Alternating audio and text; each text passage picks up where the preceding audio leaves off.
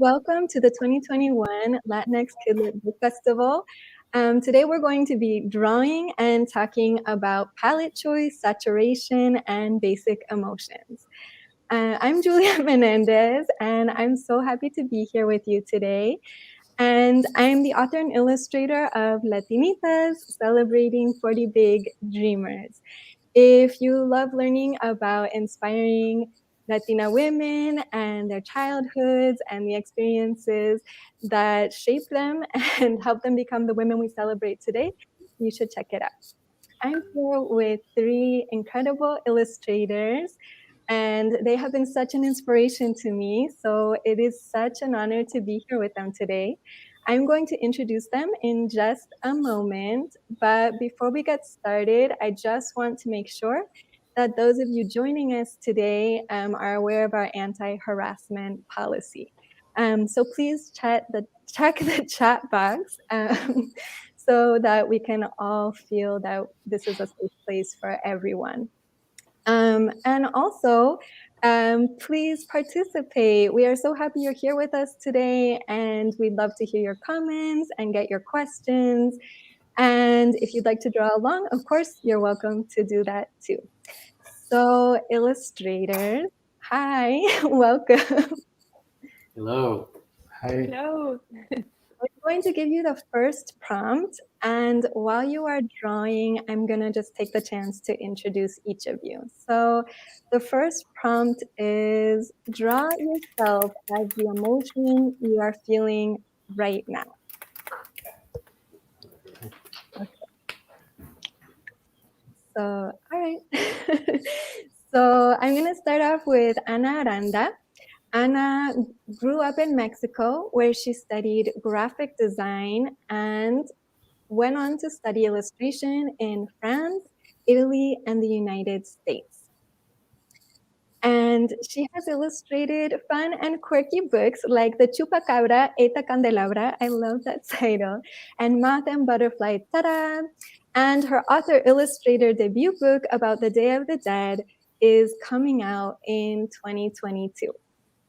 Next, we're here with Joe Cepeda, and he grew up in East Los Angeles, and though he originally studied engineering at Cornell University, he decided to switch course, learned how to create children's books, and set off for New York to launch his career. He since has illustrated the iconic covers of books like Pam Muniz Ryan's Esperanza Rising and Ida Salazar's The Moon Within, and worked with authors like Toni Morrison and Gary Soto, and has created his own books, including I Dig, I See, and Up.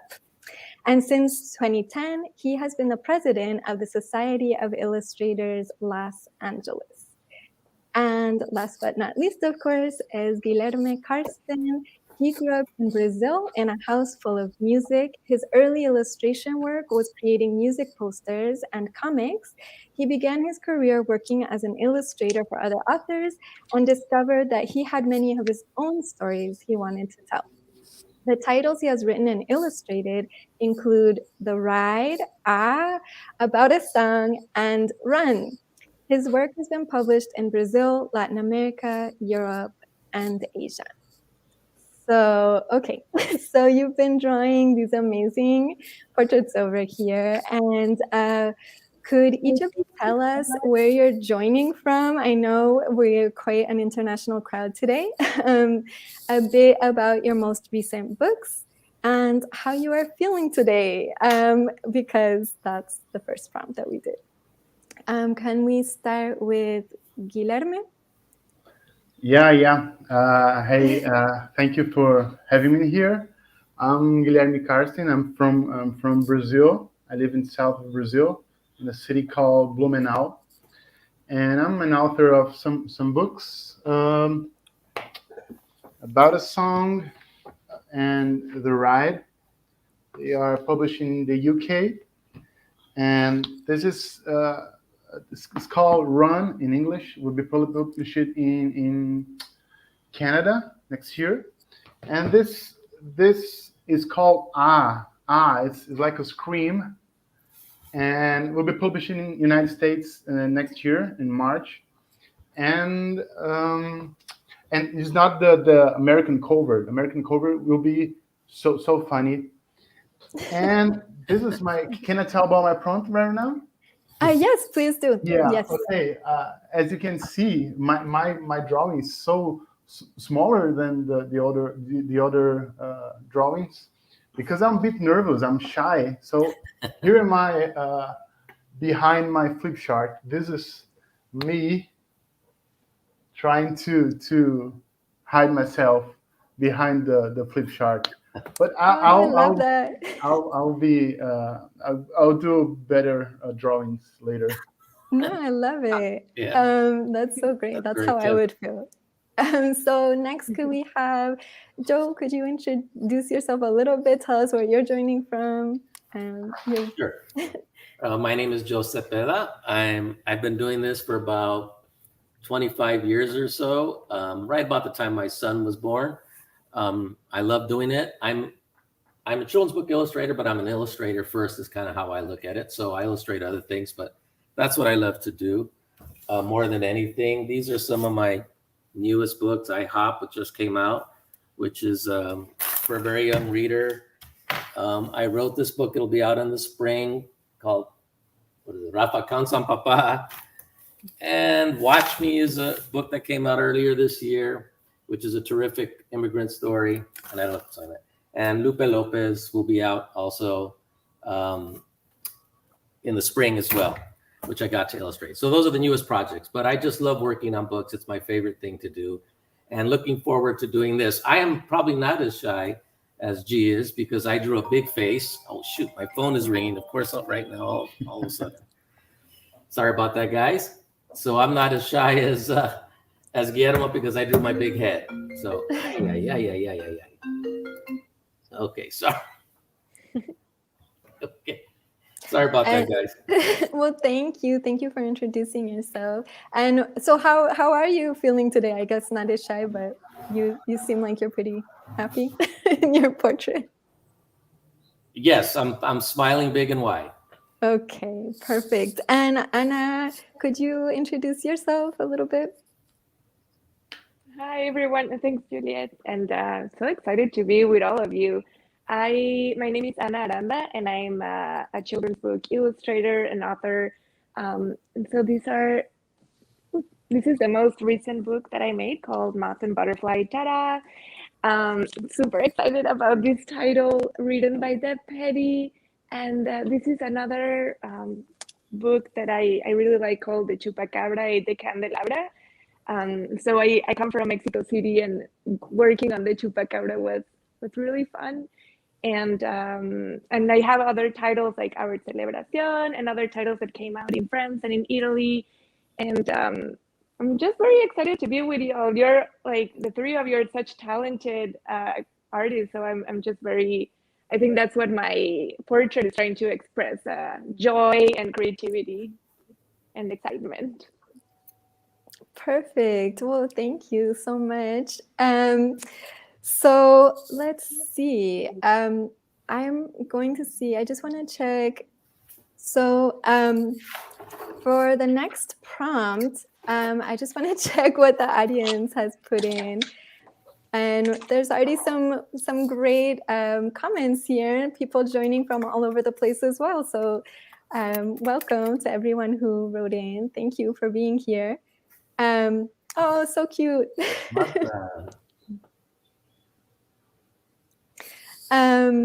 Yeah, and if I didn't mention it, I'm in Guatemala City, by the way. So so for the first prompt, I don't know if I'm just not seeing it for the first prompt from the audience.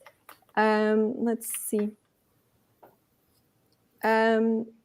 I don't think it's come in yet. So I will give you another prompt then. Could you please draw your, or one of them, because it's always hard to say your favorite food. My favorite food.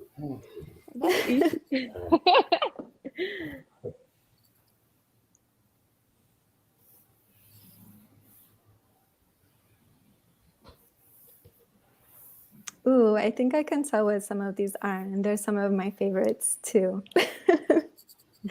And oh my goodness, I'm sorry, you have 1 minute. I should have put on a timer. For those of you joining us today, I'm sorry, this is my first time moderating. Yeah, so I am excited about what we are seeing here. Oh, so cute. Oh my goodness.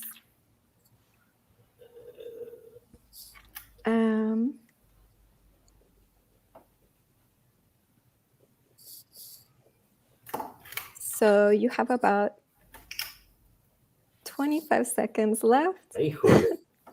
That's pressure. Yeah, it's super fast, this 1 minute time thing. Ooh. Oh, that's sloppy. These are so fun. I love them.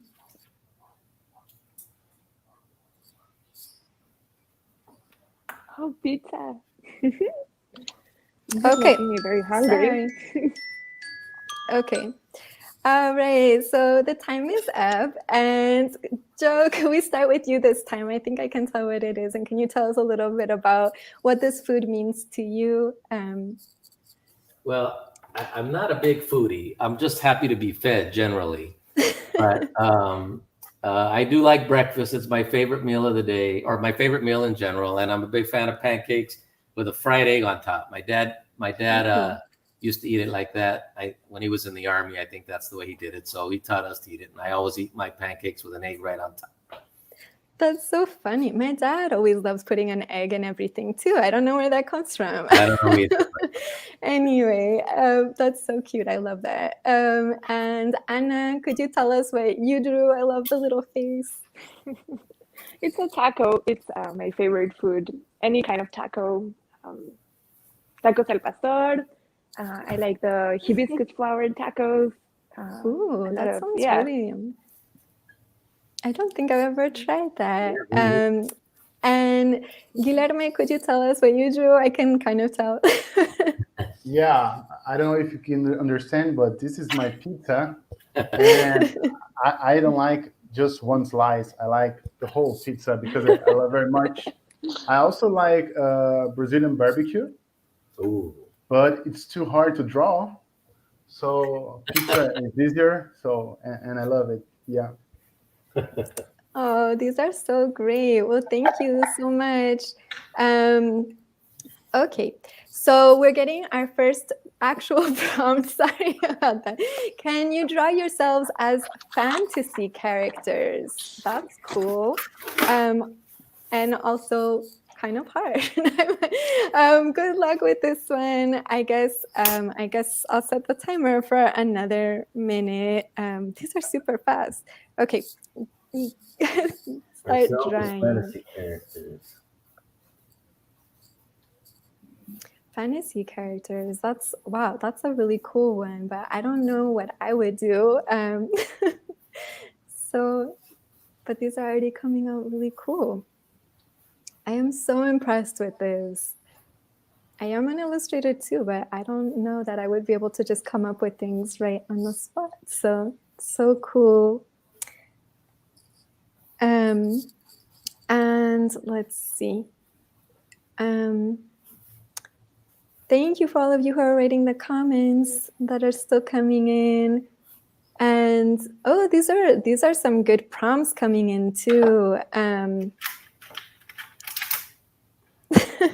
Very funny. I like that the audience has a sense of humor today as well. Seeing someone about a pickle jar hiding in a fridge, afraid of being eaten. That is so cute. We might have to do that for the next one.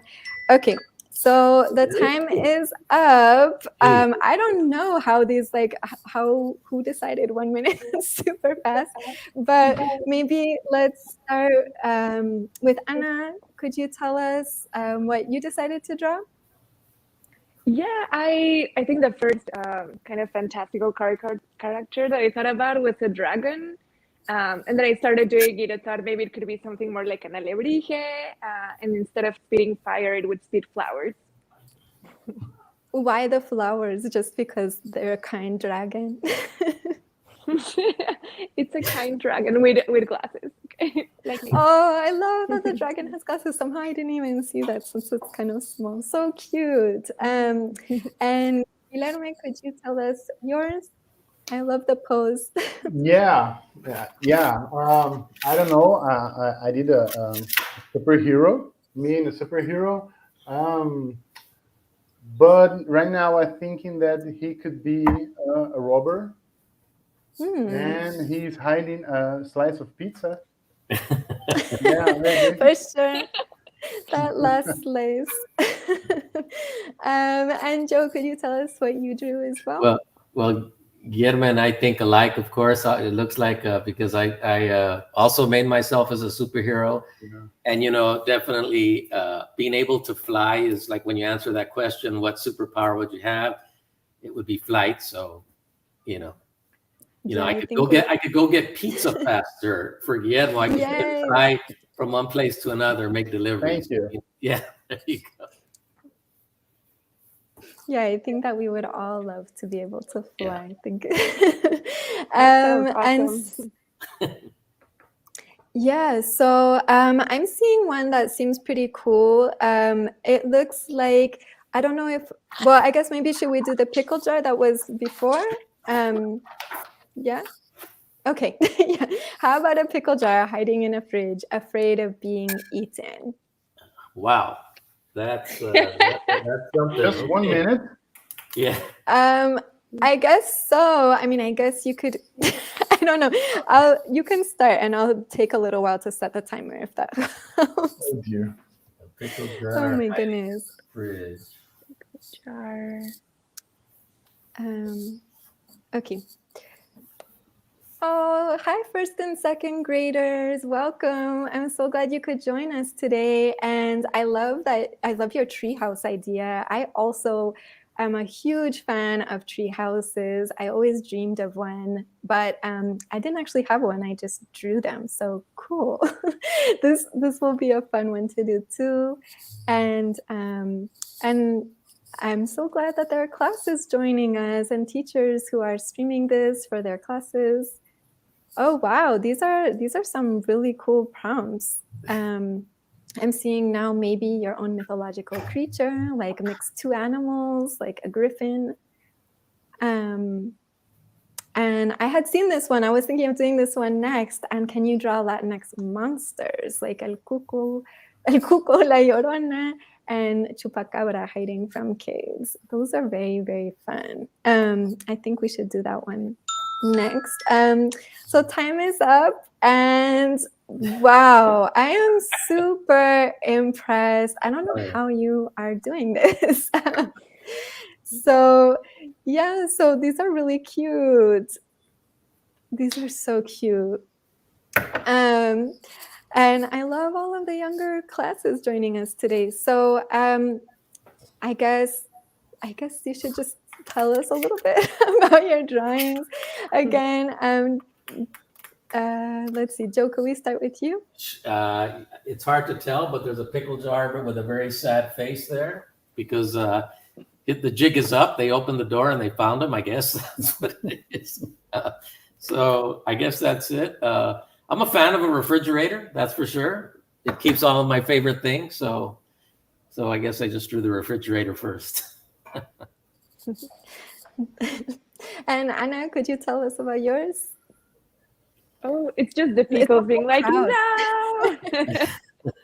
But they're sticking together. They have solidarity. Yeah, they're next to each other, like, no. And Guilherme? Yeah, it's my pickle jar hiding behind the cheese. He's afraid of someone's trying to get them. Yeah, hoping they'll go for the cheese first. That's probably what would happen in my fridge. So, okay, well, these are so great. I'm so impressed with all of you. Thank you so much.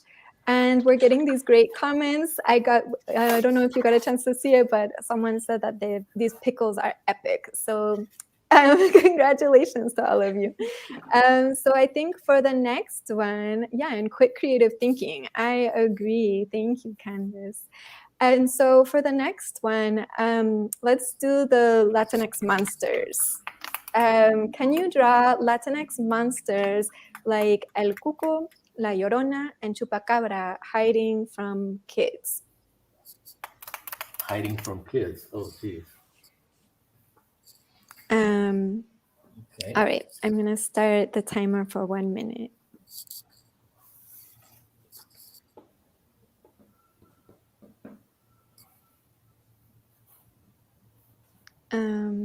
Yeah, these are coming in with really great prompts.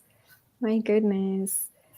Yeah, it's so funny because when you're thinking of what you want to draw when you're it's always so hard to come up with things, and everyone seems to be having wonderful on-the-spot thinking as well with ideas for what you can draw.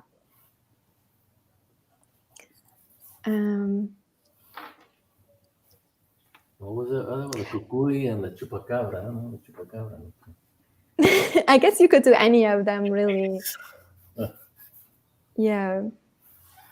Oh my goodness. Yeah, here in Guatemala, we actually had La Llorona last year coming down the streets, and we heard her, and I looked out the window and someone had dressed up as La Llorona, and well, it looks like time is up for the drawings, but yeah, someone dressed up as La Llorona, and we could hear her, but she was actually asking, because we have some political issues here, where the money is for for the pandemic relief. So yeah, that was her cry here in Guatemala. Wow, these are super cool. Oh my goodness. So Guilherme, can we start with you? I love this little blue face popping out and the eyes. Could you tell us? It's the first time that I draw a chupacabra, and in 1 minute, and he's shy too. He's hiding on the bushes, and this is my first time. Okay. It looks really great. I keep telling you, I am really impressed. It's so hard to do these. And Ana, could you tell us what you drew? Yes, I drew the chupacabra flying, but I wasn't sure where the kids would be hiding, so I did the house where the kids are kind of looking out the window, and the chupacabra is like, no. This one was kind of for you, right? Because you did the whole book about the chupacabras, so this one was a great one for you. I've read it so many times. Yeah, sorry guys. But yeah, I love drawing the chupacabra. So cute. I love his little teeth. And Joe, could you tell us about yours? You have the whole collection. Sure. Well, first of all, I was very scared drawing these guys. You know, I mean, they're scary monsters, but yeah, they're all, I guess, hiding behind a hill, waiting to pounce. And it's raining here today, so they're holding an umbrella, trying to hide on the umbrella. Yeah. They don't look very happy about the rain. No, I don't think so. I think they're hiding from the rain more than anything. That makes sense. Oh, these are so cute. Well, so I had mentioned this one before, and I think that this is a fun idea. So the first and second graders would love to see a treehouse. They just want to let you know that they've had tons of other ideas too. I am sure. Maybe you can share some more of those with us. But yeah, they would love to see a treehouse. So I'm going to set the timer again. Okay, it already started. Oh my goodness. Yeah, tree houses, you don't get to see a lot of them in cities, but they're always kind of like this cool idea of like making your own little nest in a way, but it's a little house way up with the birds. Oh, I love these little things that are coming up already. Ana looks like she's got them up in the leaves and making the whole tree into a house. That's so cute. And let's see.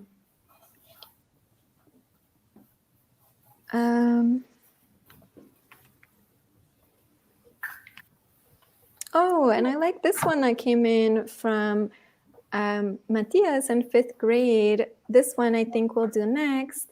To draw your favorite thing to do. outside of illustration. So that'll be next. But let's talk about these incredible tree houses. Oh my goodness. All of you are so like quick with these. Anna, can we start with you? I'm drawn into this tree that became a house. It's kind of a merge of both, like the tree, the shape of the house, and the. I wish I had time to draw maybe some bird, like some bird humanoids that maybe they live there. And then there's like windows everywhere, but we're missing the characters now. That's so cute. Well, I mean, I'm sure if you have more time, these 1 minute, and it's like crazy. But so cute. I love the little window, even in the tiny little branch on the side. I love these little details. Yeah. And Joe, could you tell us about your tree house? It looks like you have some inhabitants. Yeah, it's like a regular house built in a tree. I think Guilherme, and I think very similarly. Yeah. But yeah, it's, when I was a kid, I went on a weekend trip with a local kids group, and I'd never been camping before. And we slept in a tree house that was built just for that. So I have a very fond memory of doing that. I wish I would have built one in my own backyard, but there you go. So that sounds beautiful. Wow. Never too late. What a cool experience. And yeah, definitely. And it looks like they were saying thank you for drawing the tree houses. And Guilherme, could you tell us about your house? And it looks like we lost Joe somehow. Yeah, I don't know where Joe is. Can I talk about my tree? Yeah. Okay. I don't know. It's just a regular tree house. My kids have a tree house in their grandpa's house. So they eat snacks every Monday with the grandparents in the tree house. So I was just imagine that house and drawing. And it seems that it is winter because I have no leaves here. Yeah. That is such a sweet tradition. Wow, that's so special. Thank you so much for sharing that. So the prompt from Matias came back from 5th grade, and I'm glad Joe came back too. I don't know what happened there. It just went away. It happens. There's always things like that. So draw your favorite thing to do outside of illustration. And I know all of you are like super talented outside of illustration too, and have all these interests. I was listening to 2 little interviews with you. So I'm excited to see what you come up with. All right, so I set the timer. And let's see what other like fun prompts are coming in. Thank you for everyone who is participating. And if you try to draw like this too, try drawing something in 1 minute. It is super hard. So we should all give our illustrators a round of applause. Sorry. I remember this one. I'm thinking of having this one come up next from Megan. Draw the best awkward, funny, scary face you can think of. And I think that's a really fun one. So we'll do that one next. And I'm going to see.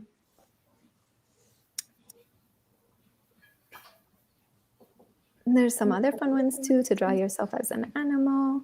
Oh, yeah. And that's similar to the one that just came up from Henry. So it looks like different people are looking for that one. So maybe we'll do that right after the next one. So these look super fun. Let's hear about these. Joe, let's start with you. Okay. My son and I love to go backpacking up in the mountains and go spend the night out there. It's my favorite thing to do. And by the way, I think this prompt was from Matias. Mm-hmm. That's my son's middle name, so it works out perfect. Oh, so cute. So nice. Thank you for sharing that with us. And Guilherme, what is this that you love to do? This should be a basketball ball. Mm-hmm. And because I like playing basketball and watch with my kids. And when I have time, I like to practice. I like to play a little bit. That's so fun. Yeah, my sister loves basketball. She was always really good. She's the only one who was tall too. And Anna, could you tell us about yours? This looks pretty magical over here. It's singing. That's what I love most after illustration or children's books. I really like singing, and I often sing while I'm painting, which is kind of awkward because sometimes I'm in studios or like I shared studio space with people and I'm like, please don't sing, please don't sing. But I really love singing. It's maybe if I wasn't an artist, I would like to be a singer or a musician. That's so cool. What kind of music do you sing? Or what do you love to sing? I don't know, like folk or rock. I think music is like my coffee because I don't drink caffeine, but if I have like loud music, I'm ready to work. Wow, I can definitely see that. That makes sense. So let's get on to our next prompt. I think I had said something about the animals, right? Yeah. From Henry. Please draw your favorite animal, or someone else had put, or yourself as an animal. So I guess it's kind of similar to those. Yeah, that was Leo, I guess, said yourself as an animal. So whichever one, and you can tell us what you chose. So let's see, let me set a timer.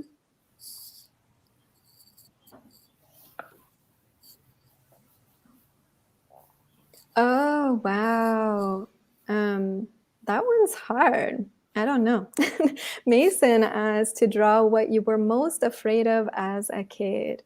Ooh, that is super hard. But I guess we all had something like that. We'll see what all of you think about that one. But we had a couple other ones that were here too. I just want to make sure we're not leaving anyone out. Maybe it was those two about the animals. Oh, and from Maite, I hope I'm pronouncing that right. Draw something that you really liked in your childhood. That's a really fun one. And I always love hearing about people's childhoods. So maybe we'll do that one right after we do the one about, oh, sorry. All right, so time is up. And let's see. These are all like so fun. I love the expressions. These really like captured these like your sense of humor. So cute. Let's see. Guilherme, can we start with you? I'm super intrigued by it. Yeah, this is an alligator. It's the only animal I want to see in the zoo. Always like to see the alligator. I don't know why, but I really like this animal. So cute. And this looks like a very friendly alligator saying hello. This one is friendly. This one. So sweet. And Joe, could you tell us about your bear? Sure. I think a bear that's supposed to be me with glasses. I like bears. I think when I was in the 5th grade, I did a report on bears, I think a long time ago. And I've seen them in the wild. I stayed very far away, but yes, I've seen them. That's so cool. Yeah, I don't think I've seen a real live bear, but that's super cool. I imagine maybe on those hikes that you do. Yeah. And Anna, could you tell us about your little dog? It's a Dachshund dog. I really like Dachshund dogs, and I love that they have like very long backs. And I imagine maybe they can be, I don't know, I like mixing concepts of like what animal would be which instrument. And so I imagine if they were an instrument, they would be a piano. That's so cute. Yeah, that makes sense because they are so long like that. So I can't actually remember which one we were on. Oh, but we have one that just popped in. There was draw what you were most afraid of as a kid, draw your favorite holiday tradition, and there was one about like what you love to do when you were a child. So I don't know which one to start with, but since draw your favorite holiday tradition is up, I will start with that one. Your favorite holiday tradition. Oh, that's I guess it could be like a food too. That's what comes to mind for me, especially. But I will see. All right, I'm starting the timer.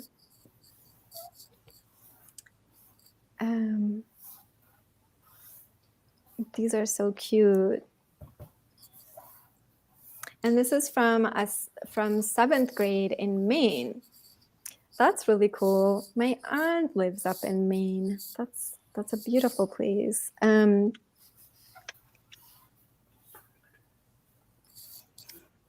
I agree with Gloria. These are great prompts. I'm so impressed with the audience today. You're being wonderful audience members. Ooh, these are coming out super good already. So cute. And let's see. You have about 5 seconds left.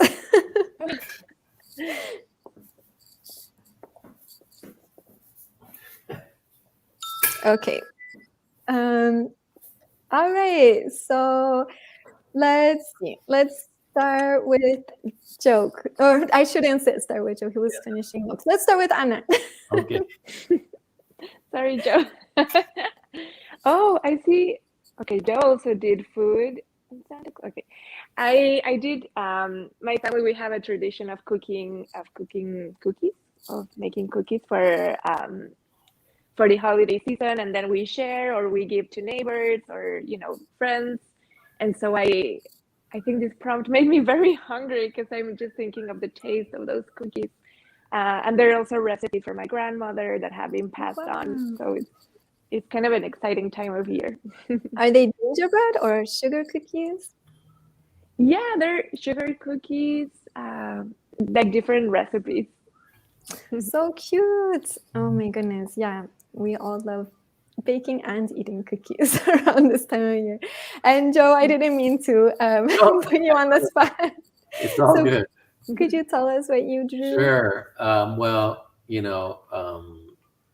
our tradition and my family, extended family, is making tamales, at this time of year. So I'll admit, I'm not as big a fan of making them as I am of eating them. Next to pancakes, tamales is my other favorite breakfast. So that's for sure. Oh my goodness. And what's in the back? Is that by any chance ponche or what? Could be a ponche. Yeah, it could be a ponche. Probably coffee these days. Ponche is harder to find. So cute. Oh my goodness, tamales. I'm so excited. I literally wait for them all year. And Guilherme, could you tell us? Yeah, we don't have a food tradition like you did. I was thinking about the biggest holiday for me is the Christmas time here. So I didn't know what to draw, but the only thing that I could imagine is the Santa Claus, because he observes all the Christmas holiday thinking, eating and giving gifts for the kids and to the kids. And so I just drew this icon.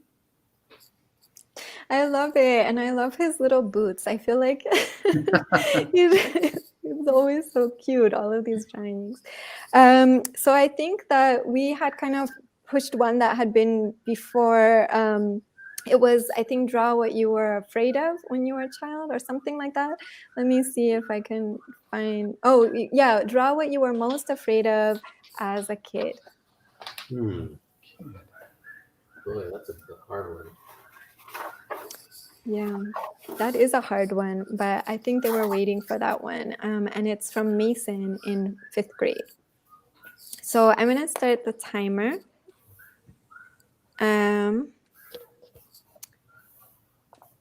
And we're seeing los tamales son riquísimos, and I agree. My favorites are actually tamales negros. We were talking about that, and it seems like not everyone has that.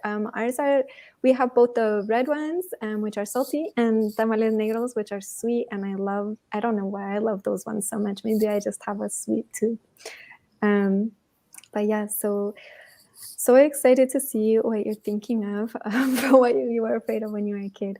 For some reason, I was really afraid of a tiger when I was little. So let's see what you come up with. seeing some really great ideas so far. Let's see. And I think right after this, we're going to get into some questions, since it's we want to hear from you what you'd like to know from these authors and illustrators. Okay, so all right, so time is up, and let's see, Ana, can we start with you? Can you also did a shark? Yes, I was seeing that. Yes. Well, yes, I was very afraid of sharks, and actually, I think I kind of still am. Sometimes I have nightmares, and they always include sharks. Yeah, I think I was very afraid of that when we went to the ocean. My brother told me that the waves were not waves, but were like the fins of sharks. I was always very afraid to go to the ocean, and I think that's where my fear of sharks came. But I mean, they're fascinating animals, but they're scary. For sure. And it looks like Guilherme, you had the same fear. Did you have a sibling that told you that the sharks were going to eat you in the ocean too? No. I don't know why, but I still was so afraid of sharks. I never saw a shark, but I always been afraid. I remember when taking shower and closing my eyes, I could feel that I was in the middle of the ocean, just seeing the blue everywhere and a shark coming. And I don't know why, but I was always afraid of sharks. It makes Was sense. it the national? Oh, sorry. Because No, I go remember as a kid watching those National Geographic documentaries with sharks, and they were like very bloody. I think maybe, did you see them as a kid? Maybe, I think I did. Maybe that's why. Maybe I saw. I don't remember, but they are. I don't know. Their big mouths. I was so afraid of teeth, and I don't know why, but I was. I'm still afraid of them. I think those things stay with us. And Joe, could you tell us what you drew? Well, this is actually a shark under the bed. What? No. I am afraid of sharks too, probably, for sure. I don't know. I think when I was a kid, I probably read something about whatever, and so dark, scary monsters under the bed. I guess. But that's about it. I did when I was a kid down at my Tío Chon's ranch or we went to go visit him, and down in Baja, we went to the beach, and we were in the water, and a tiny little baby shark went through my leg. So that was kind of scary. Wow, so you're like, yeah, like it was a little tiny thing, and it just swam between my legs or whatever. So I guess at that size, maybe they're not as scary, but yeah. That's amazing. You're the only one. So quick, I didn't have a chance to be afraid. That makes sense. It looks like somehow we lost Ana. I don't know what is going on with like people popping in and out today. When it happened to me, it just went away. So who knows? But I'm guessing that she'll probably be back in a moment. And sure. I just wanted to see, it looks like, were there questions from the students who are with us today? Oh, here's one from Anders in 5th grade. And it says, how long did it take to make the book? Which I'm guessing, since a lot of you have done various books, how long does it usually take you to make your books? And Guilherme, can we start with you? How long? Yeah. Oh no. For some reason, Guilherme is frozen, so I don't know what's going on. But okay. I don't mind. Joe, can you tell us about? Sure. Oh, there he is. Wait, no, he's back. Sorry. Okay. Am I back? You're back. You're back. Oh, I'm so sorry. Internet problem? It's okay. No worries. Okay, can I speak again? Yeah. Go ahead. Okay. I'm sorry. Okay. If the book is if I wrote this book, it takes a bit longer. Maybe, I don't know, maybe 4 months. But if I just illustrate the book, maybe 2 months sometimes, or Wow, 3 months. Yeah, or all time focus on this book, right?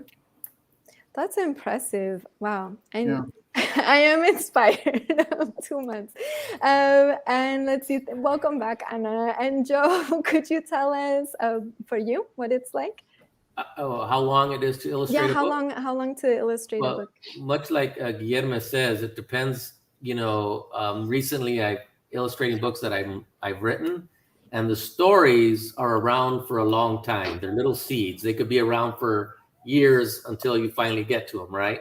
Mm-hmm. So that kind of depends. But if I'm just from the illustrating part, much like Guilherme, a few months, and it depends if it's a really complicated book and if I'm oil painting, and if it's got a lot of detail, then it takes longer. If it's something digital with less stuff, maybe I could get through it quicker.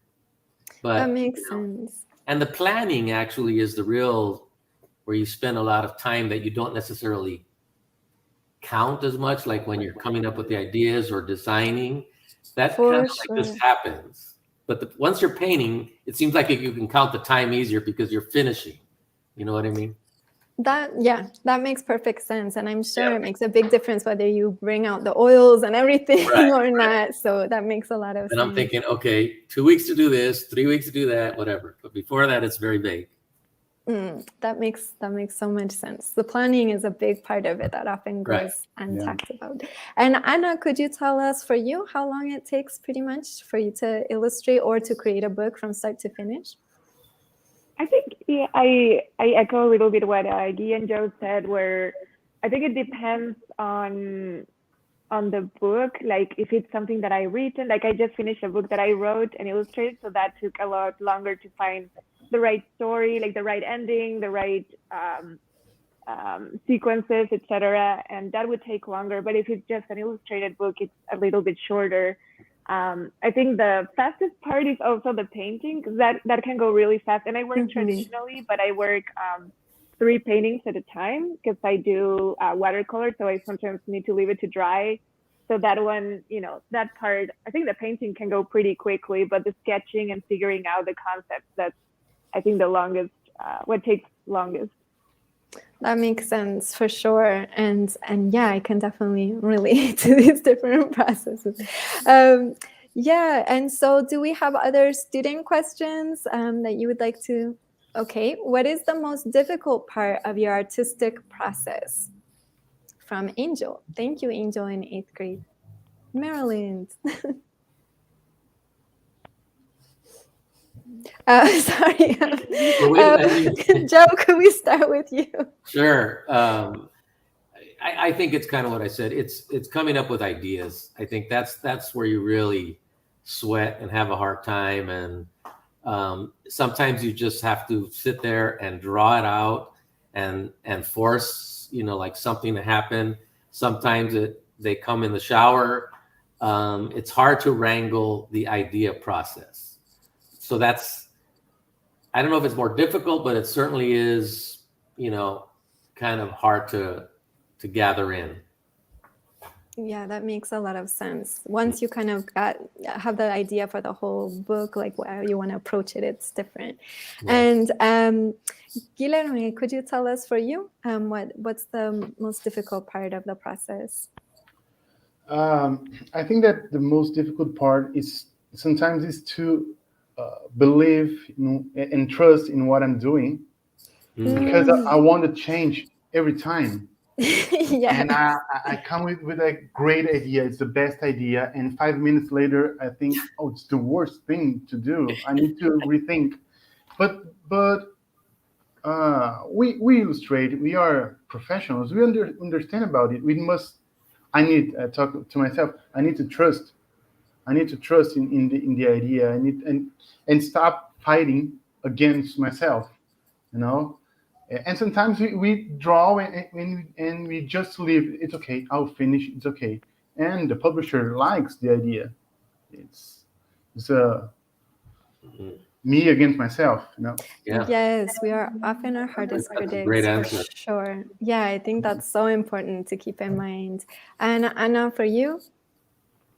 I think maybe it would be adding rest and play into work, because I mean, drawing is what I do for work, but also it's kind of an all-encompassing thing that I would do for work, but also when I'm by myself, I'm just drawing, or when I'm out, or even in Zoom meetings, I'm always just drawing. So I think it's like finding the ideas that usually come in a moment of rest. Like as Joe was saying, sometimes they come in the shower, or for me, sometimes they come just when I'm about to sleep, and I'm like, no, I have this great idea, I have to write it down, and so I can't sleep just yet, you know? Yeah. And so I think it's maybe finding those kind of calm moments during the day, like taking walks, or, you know, having like relaxing moments that will induce that kind of situation for ideas to come more freely, instead of, yeah, kind of finding rest and also play. Because I think when you add play or some kind of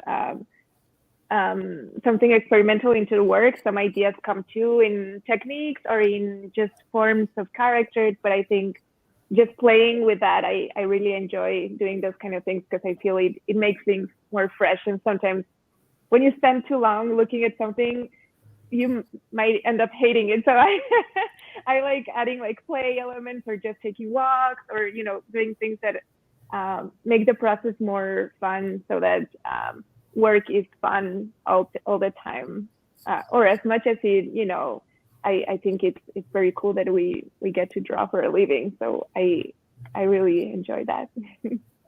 Yeah, I think that's so important. I love all of your great answers. Each of them is such an important part of the process, and sometimes the hardest for all of us. I think all of these parts are really hard. And let's see, do we have some other questions to get to before we are wrapping up? I just want to check that we're not missing one. If we didn't get to your prompt today, I'm sorry, but they were really, really great prompts. And I hope that maybe you will draw them. You could share them with us too, because they're really good ideas for sure. And let me just make sure. I just want to check really quickly. Oh, one question. I think this is from Matthias, who maybe gave us a prompt as well. And he said, what inspired you to love illustration? And I think this is a wonderful question maybe to end on. So let's see. Ana, can we start with you? Yes, I think growing up in Mexico was a big inspiration. My first years in childhood, I spent in Cuernavaca, the city of eternal springtime, and just being around colors and flowers. And then growing up seeing the murals in Mexico City, I think all of that really inspired. And also, I don't know, I just always knew I wanted to draw. Even I liked doing other things like math. There was no other thing in my mind. It's just that. And just being around art and having the support of my family to take me to museums as a kid and making it engaging. And I think I'm sorry, what was the question? Yeah, what brought you to love illustration? So yeah, I think seeing art as a kid, I think that's a big thing. And Guilherme, for you, what brought you into illustration? What do you love about it? I think I love art. I love illustration since I was a kid. I draw since I was a kid. But I fell in love with the narrative illustration, with the books illustration. When I saw many creative artists doing a narrative art, spread after spread, and say, hey, they